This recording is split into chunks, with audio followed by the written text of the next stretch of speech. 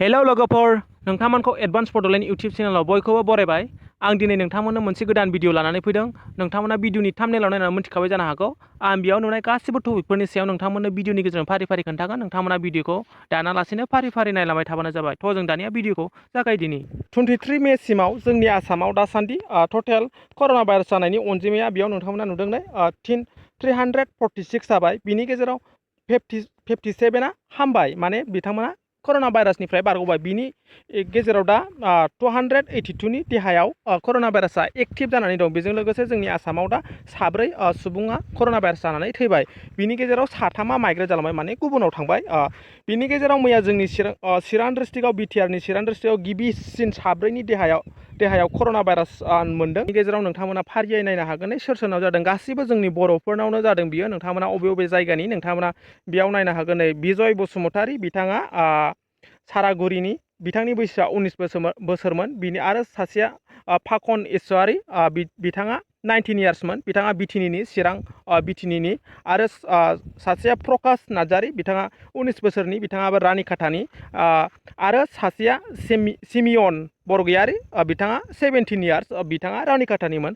गासिबो चिरां डिस्ट्रिक्टनि, रानिखाथानि 2 आरो सारागुरिनि 1 आरो बिटिनिनि 1। नोंथांमोना बेखौ मोनथिनानै थानाया मोजां। आरो नोंथांमोना बिसिनि एरियायाव गोलैबा एसे हुसियार था। दानिया जों नेक्स्ट आपडेटनि सायाव रायलायगोन। नोंथांमोना बेखौ मोनथिनानै लानाया मोजां दि जुदि नोंथाङा चिरां डिस्ट्रिक्टनिब्ला अब्ला नोंथाङा चिरां डिस्ट्रिक्टआव बबे जायगायाव क्वारेन्टाइन सेन्टार दं नोंथाङा बेखौ मोनथिनानै लानाया मोजां। आरो नोंथाङा बे क्वारेन्टाइन सेन्टारनि खाथियाव थानायबा नोंथाङा एसे हुसियार था, एबा माने नोंथाङा एसे जेरावबो दा ओंखारलाबाय। बेखौनो आं नोंथांमोना चिरां डिस्ट्रिक्टआव बबेहाय क्वारेन्टाइन सेन्टार दं आं नोंथांमोननो भिडिअनि गेजेरजों खोन्थागोन। बियो अफिसियेल नटिफिकेसन बेखौ होदों चिरां डिस्ट्रिक्टनि मेजिस्ट्रेटआ। बेखौ नोंथांमोना चिरां डिस्ट्रिक्टआव बबेहाय क्वारेन्टाइन सेन्टार दं नोंथांमोना बेयाव माखासे अर्डार होनायनि लिरनाय बियो, बेखौ नांलायला। आं नोंथांमोननो डाइरेक्ट चिरां डिस्ट्रिक्टआव बबे जायगायाव क्वारेन्टाइन सेन्टार दं नोंथांमोना बेखौ मोनथिनानै लानाया मोजां। चिरां डिस्ट्रिक्टआव 2 साब डिभिसन दं। मोनसेया जाहैबाय काजलगाव साब डिभिसन आरो मोनसेया जाहैबाय बिजनी साब डिभिसन। नोंथांमोना बेखौ मोनथिनानै लानाया मोजां।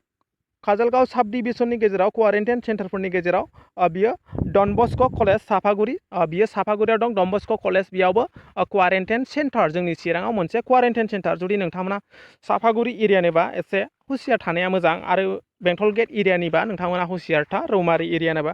बेजों लोगोसे नैथियाव दं जाहैबाय नै डन बस्क'नि बेंटलाव। बे बेंटलाव नैथियाव बेंटलावबो दं क्वारेन्टाइन सेन्टारा डन बस्क'। जुदि नोंथाङा नान्दु एरिया एबा सेरफांगुरि एरिया एबा बेंटल खुंगुरि एरियानिबा नोंथाङा चिरांनिबा नोंथाङा बेखौ हुसियार थानाया मोजां।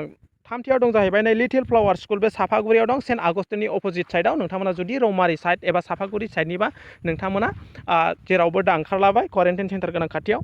4आव दं जाहैबाय नै विवेकानन्द केन्द्र बिद्यालया काजलगाव, बियो काजलगावआव दं। काजलगावनि डिस्ट्रिक्ट जुडिसियारि खाथियाव, काजलगाव बाजारनि खाथियाव। नोंथांमोना जुदि काजलगाव एरियानिबा नोंथांमोना बाहेरायाव दा ओंखारलाबाय। बेजों लोगोसे 5आव दं जाहैबाय नै बेंटल हायार सेकेन्डारि स्कुल, बेयो हायार सेकेन्डारि जानांगौमोन। जुदि नोंथाङा बेंटल हायार सेकेन्डारि खाथिनिबा, सापस हमनानै ला बेंटल नं 2 आरो बिक्रमपुर, दरहापारा, अन्थाइबारि, रानिसुन्दारि बेफोरनि खाथिनिबा नोंथाङा दा ओंखारलाबाय। नोंथांमोना बेखौ मोनथिनानै लानाया मोजां। दानिया जों बिजनी साब डिभिसननि आन्दाराव बबे जायगायाव दं बेखौ नायदिनि। बिजनी साब डिभिसननि गेजेराव 2ल' दं। नोंथांमोना बेयावनो जेसुस मेरिज स्कुल बिजनी, नोंथांमोना बिनि खाथियाव थायोबा नोंथांमोना हुसियार था। बेजों लोगोसे 2nd दं जाहैबाय नै हलि सिल स्कुल बिजनीयाव 2 दं। नोंथांमोना बे एरियानिबा, बे स्कुल खाथिनिबा नोंथांमोना मोजाङै थाबानो जाबाय। नोंथांमोना हायोबा खोन्थानानै हो, नोंथांनि लोगोफोरनो हायोबा शेयार खालामनानै हो। दानिया जों नेक्स्ट आपडेटनि सायाव रायलायगोन। जाय फंबाय बिनानावमोनहा दा क्लास 12आव फरायो बिथांमोननि थाखाय गोजोनथाव खौरां। जाय बिथांमोना आरो मेट्रिक पास जागोन बिथांमोनाबो गोजोनथाव खौरां। नोंथांमोना मोनथिखागौ 2020 आरो 21नि जोंनि आसामनि बाजेटआव क्लास 1निफ्राय लानानै क्लास 12सिम फ्रि टेक्सट बुक होगोन। नोंथांमोना बे स्किमनि गेजेरजों नोंथांमोना फ्रि टेक्सट बुक मोनगोन। जुदि नोंथांमोना दा HS सेकेन्ड इयार फरायबाय एबा नोंथाङा देग्लाय फार्स्ट इयार हाबोबा नोंथांमोना गासिबो टेक्सट बुक फ्रि मोनगोन। बेखौ HS सेकेन्ड इयारनिया नोंथांमोना 25 मेनिफ्राय गाव गावनि स्कुलाव कालेक्ट खालामबानो जाबाय। प्रिन्सिपालनाव खबर लानानै नोंथांमोननि स्कुलफ्राव बे लेखाया सहैजोबखाबाय। नोंथांमोना 25 मेनिफ्राय नोंथांमोना गभार्नमेन्टनिफ्राय फ्रि टेक्सट बुक मोनगोन। नोंथांमोना बायलायनाय नांनाय नङा। नोंथांमोना बेखौ मोनथिना लानाया मोजां। आरो नोंथांमोना बे लेखाखौ लायनानै एडभान्स फरायनानै थाखादो क्लास गैयाबाबो, जाहाथे नोंथांमोना उनाव एस फाइनाल लिरनायाव मोजां जायो। दानिया जोंनो जाय बिथांमोना दासिमबो आसाम गभर्नमेन्टनि 2,000 फैसाखौ मोनाखै बिथांमोननि थाखाय गोजोनथाव खौरां। जाय बिथांमोना दासिमबो आसाम गभर्नमेन्टनि 2,000 हरनाय फैसाखौ बिथांमोना मोनाखै बिथांमोना गोदानै एप्लाइ खालामनो हागोन। जाय बिथांमोना दासिमबो बे आसाम गभर्नमेन्टनि 2,000 हरनाय फैसाखौ एप्लाइ खालामाखै बिथांमोना एप्लाइ खालामनो हागोन। लोगोसे जाय बिथांमोना सिगां एप्लाइ खालामबायमोन नाथाय बिनि फैसाखौ मोनाखै बिथांमोनाबो एप्लाइ खालामफिननो हागोन। बियो अफिसियेल वेबसाइट, नोंथांमोना बे वेबसाइटआव थांनानै एप्लाइ खालामहैनांगोन। सिगां समाव मोनसे नाम्बार होयोमोन, बे नाम्बाराव मिस कल खालामबासो नोंथांमोना लिंक मोनोमोन। नाथाय दानि सिस्टेमा बेबायदि नङा, नोंथांमोना डाइरेक्ट बे वेबसाइटआव थांनानै एप्लाइ खालामहैनो हागोन। सिगां जाय बिथांमोना एप्लाइ खालामदोंमोन बिथांमोना गावसिनि एड्रेस एबा बेंक एकाउन्ट डिटेल्स मिलायनि थाखाय बिथांमोना मोनाखै बिथांमोनाबो बेखौ एप्लाइ खालामफिननो हागोन। लोगोसे जाय बिथांमोना दासिमबो बेखौ एप्लाइ खालामाखैमोन बिथांमोनाबो बेखौ एप्लाइ खालामनो हागोन। बियो लास्ट चान्स। जुदि नोंथांमोना बेयाव मिस्टेक खालामबावोबा नोंथांमोना मोननायनि चान्स थानाय नङा। बेजों लोगोसे आरो सोरबाफोर गोदान एप्लाइ खालामनोबा खालामाखैबा खालामनो हागोन। बेनो लास्ट चान्स। जुदि नोंथांमोना बायचान्सआव मिस्टेक खालामबावोबा नोंथांमोना बे फैसाखौ मोननाय नङा। साननैसो सिगां आं प्रधान मन्त्रि मान धन यजनानि सोमोन्दै मोनसे भिडिअ खालामदोंमोन। बे भिडिअखौ गोबाङानो बुजियाखै आरो गोबाङानो गाज्रि कमेन्ट खालामनानै बुंहरदों। नोंथांमोना जुदि बे स्किमखौ बानायनो गोसोबा नोंसोर बानायनो हागोन, बानायाबा दा बानाय।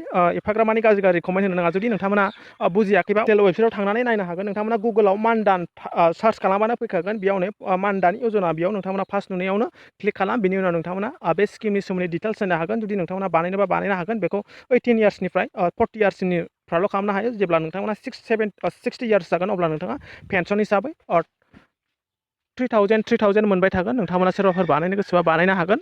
दिनैनि भिडिअ एसेनोसै। जुदि नोंथांमोना माबाफोर बुजायाखैबा भिडिअनि कमेन्ट सेक्सनाव कमेन्ट खालामना सोंहरनो हागोन। आरो चेनेलाव गोदानबा अननानै साबस्क्राइब खालाम। लोगोसे हायोबा नोंथांमोना लोगोफोरनोबो शेयार खालामना हो।